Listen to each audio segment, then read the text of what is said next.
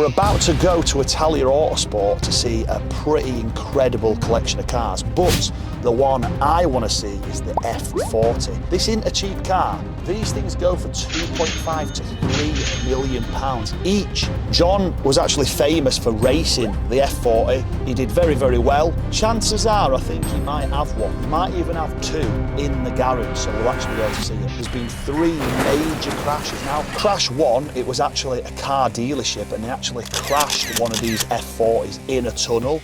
Nightmare, very, very expensive to fix. Number 2, it's a very, very hard car to drive anyway because there's no assistance. Essentially, it's a go-kart. An actual technician crashed one of these, so can you imagine that as your day at work? And the third one was Lando Norris's mate, and he was actually a car mechanic, so you'd expect him to know how to drive, but these things are very, very hard to drive.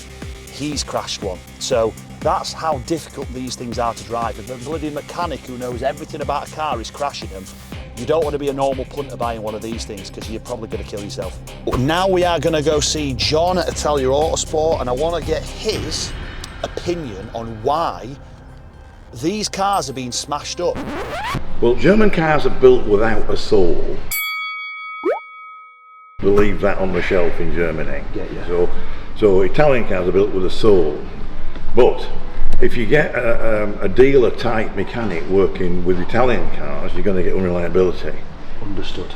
A German car will forgive you for it. Get you, it's a bit more, yeah, a bit more forgiving, yeah, that makes sense. If you're passionate about the car and you want a car with a soul, you need a good preparer, and then you're laughing, you've got best of both worlds. So as long as they're well maintained, they're fine, they are reliable. Yeah, they are, sense. but they get a bad name for this. This is the sort of stuff that's mad. This is that car on the banners down there with the yellow front. This is the famous one. Oh, so this is your one? Or is this the one? It's my clients. It's the first of the 2 that I raised. Right, wow. So if you see them banners over there. It's that one up there.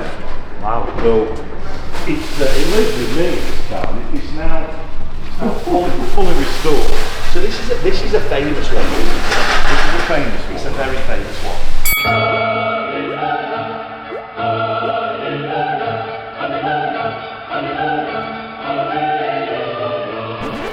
This guy was so proud of what I did to his car. Have you signed it? Did you sign it?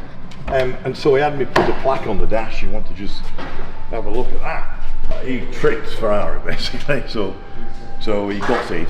He had to sell it. And he did. Oh right. Oh dear. Oh dear. And I bet he didn't sell it for a right lot back in the day compared to what it is now. Compared with now, no. But so my man bought it, and I've looked at it since, and I've done more with this car than the man has. Honestly, I've done the motion later on in it. Wow. I've raced it. Is this fully road legal now? It's ready to go. It's a multi. Just lift that up for me. It's a multi-concourse winning car this now. So that's what the plaque says. The plaque says it's a championship racer, and it's also been restored. And we are famous for, you see the M15 stencil? Yeah. That's painted at the factory. But when that arm was rebuilt, it was painted, and we put the stencil back on again, wiped it with thinners to make it look old. Get you. So that's the attention to detail.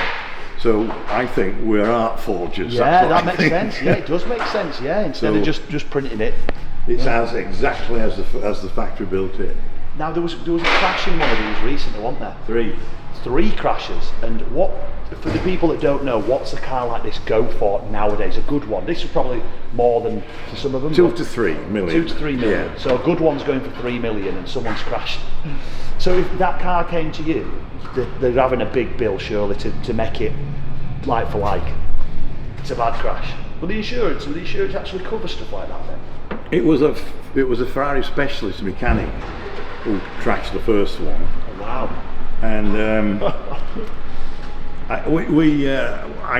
I realised there was some work to be done from that first video. Yeah. And the second one was Lando Norris's car. His mate was driving it in Monaco. Oh wow. And he put it backwards into a dry stone wall. Then there was one in Germany in a tunnel. It's the same reason for all 3 crashes. Right. And I needed to speak. We probably do about 15 or 16 F40s here. Wow, okay. So you are the F40 I believe we are, the because best of the best at F40s. There you we've go. done everything with them. Yeah, and you've raced them, you know, famous for doing you get to know the little bits and pieces, but there's no traction control, nothing on this. It's a go-kart. It's the hardest car to drive ever, unless you're a professional. It's a go-kart. Yeah. So you sit in it, and you have to connect yourself to become a component of the car. And if you're not prepared to be a component of the car, those 3 accidents will happen. Yeah. It's the same reason. You switch off, you're going into a wall. It's like getting on my motorbike that just arrived on. Yeah. And setting off on cold tyres on a damp day. Yeah. What do you expect's going to happen? You're in trouble. Yeah. So I used to do what they did as a party trick when we had sponsors' wives in the passenger seat or whatever, and let you go just with it. light it up, you know. Yeah. Or I used to do it on the warm-up lap of a race to warm the rear tyres up. But these guys were not connected, were not talking to the car. Get you. They're expecting jumping in and driving like a bit golf. them. Yeah, well, it makes complete sense. The issue is that a modern 1,000 brake horsepower Ferrari is designed so that you don't have to connect with it. So we had a bit of a campaign here with my guys and said, you know, you need a little bit of information, and I'll be glad to show you how to make entertainment out of lighting up the back end. Is it a comfortable car? Is it set up for you still, I'm assuming? Well, your height. I brought one back from the factory, and the seats are like orthopedic, so once you're in, they were really supported. The noise got on your nerves a bit. Too loud. And it's made out of Kevlar, not carbon fibre, so came before carbon fibre, and so the floor panel is just one thin piece of Kevlar. There's no carpet, sand deadening or anything. The stuff they put in bulletproof vests. Oh wow. Yeah.